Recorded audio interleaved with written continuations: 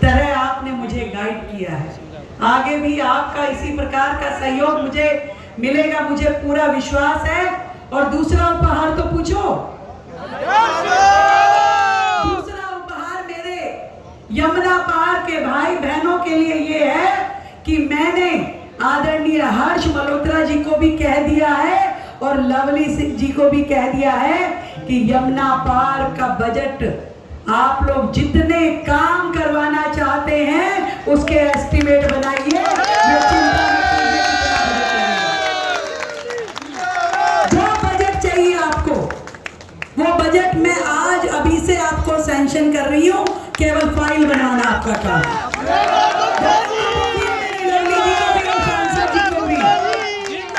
पूरे यमुना पार को ताकत के साथ फिर से दिल्ली के विकास में अग्रिम श्रेणी में हम खड़ा करेंगे।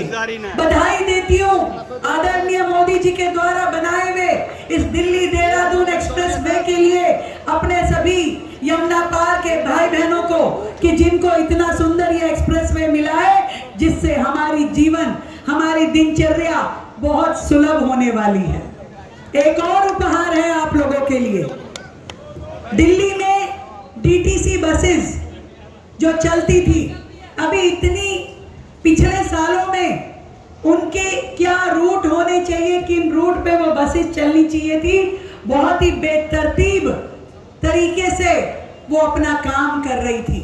पहली बार दिल्ली सरकार ने अपने पूरे के पूरे परिवहन विभाग को रिवाइव किया है, उसमें इलेक्ट्रिक बसेस की बहुत बड़ी फ्लीट जोड़ी है और पूरे के पूरे उनके रूट जो होते हैं उसकी हम मैपिंग फिर से कर रहे हैं और उसकी शुरुआत उस रूट मैपिंग की कि कहां से बस चलेगी, कहां खत्म होगी, ताकि किसी भी रूट पे ना कमी रहे, ना बहुतायत रहे, ना फालतू हो, ना कम हो। और इस दृष्टि से जो शुरुआत हम करेंगे वो यमुना पार से करेंगे।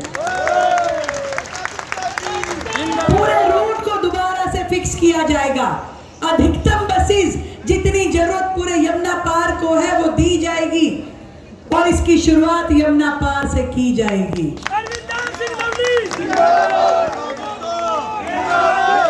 एक बहुत बड़ी संख्या दिल्ली की यमुना के इस पार रहती है और जो मां यमुना के स्वच्छ होने का इंतजार कर रही है। मैं आपको चौथे उपहार के रूप में ये कहना चाहती हूँ कि मां यमुना का जो अविरल रूप है वो आपको समय के साथ बेहतर, सुंदर और बेहतर दिखाई देना शुरू होगा। पूरे यमुना पार में पानी की लाइन, सीवर की लाइन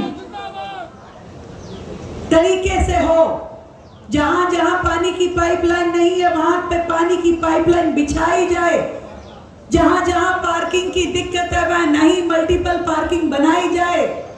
जहां शौचालय नहीं है वहां शौचालय बनाए जाएंगे। इतना विश्वास दिलाती हूं कि आपकी ये मुख्यमंत्री दीदी ना डरेगी, ना थकेगी, ना हारेगी। जब तक दिल्ली को दिल्ली के अधिकार ना मिल जाए वो आपके साथ संघर्ष करती रहेगी। लगातार आपके साथ संघर्ष करने का मेरा प्रण है। केवल आज गांधीनगर मार्केट को मैं जो कहना चाहती हूँ, आपके 50 साल पूरे होने पर दिल की गहराई से आपको बधाई और अभिनंदन। और association of wholesale garment, readymade garment association को मैं कहना चाहती हूँ, आप तो मोदी जी के सपनों को पूरा कर रहे हैं। मोदी जी हमेशा से स्वदेशी की बात कहते हैं और हम सबको भी, हर भारतीय को यही आह्वान करते हैं कि हम स्वदेशी अपनाएं, देश में निर्मित अपना सामान। और आपके द्वारा यहाँ पर जो रेडीमेड गारमेंट की दिशा में जो क्रांति लाई गई है उसके लिए मैं अपने सभी व्यापारी भाइयों को, सभी औद्योगिक भाइयों को बहुत बहुत प्रणाम करती हूँ। आपने पूरी दिल्ली में इनकम का बहुत बड़ा स्रोत खड़ा किया है। आपने वोकल फॉर लोकल प्रोडक्ट के को आगे बढ़ाने के लिए हमारा मान सम्मान बढ़ाया है। आज मैं ये जानती हूं कि जो लोग कल तक साउथ दिल्ली में घूमते थे, आज गांधीनगर की मार्केट में आकर के खरीदारी करना पसंद करते हैं। इसको इसी तरीके से बढ़ाना है।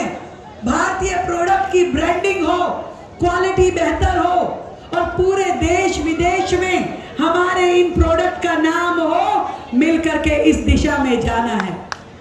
जब मोदी जी कहते हैं कि वोकल फॉर लोकल और वन डिस्ट्रिक्ट वन प्रोडक्ट, तो मैं कई बार सोचती थी कि हमारे कौन से डिस्ट्रिक्ट का कौन सा प्रोडक्ट बेहतर है। तो मुझे आज आप सबके बीच में आकर के ये विश्वास है कि हमारे इस डिस्ट्रिक्ट के जो रेडीमेड गारमेंट है, यही हमारी यहाँ की स्पेशलिटी है और इसी प्रोडक्ट को हमें आगे बढ़ाना है। इस मार्केट को नई ऊंचाइयों पे लेके जाना है, एक इंटरनेशनल लेवल पे लेके जाना है। और इसके लिए मुझे आपके विधायक और सांसद जी की ओर से जो भी सुझाव आएगा, उसे मैं बिना किसी देरी के लागू करने का प्रयास करूंगी। आप सबको फिर से मेरी ओर से ढेर सारी बधाई। ये 50 साल का स्वर्णिम सफर आप सबको मैं बहुत बहुत शुभकामनाएं देते हुए कि आप और आगे बढ़े, तरक्की करें और अपने साथ देश को आगे लेकर के जाएं। भारत माता की जय! भारत माता की जय!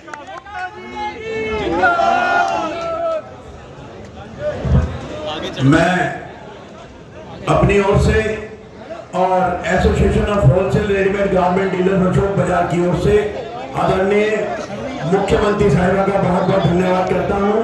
और आज मैं 2 मिनट और चाहूंगा जी। मैं अभी हमारी मुख्यमंत्री जी हमारी स्वदेशी की बात कर रही थी। मैं आपके संज्ञान में एक छोटी सी बात लाना चाहता हूं मुख्यमंत्री जी, कि हमारे इस देश के अंदर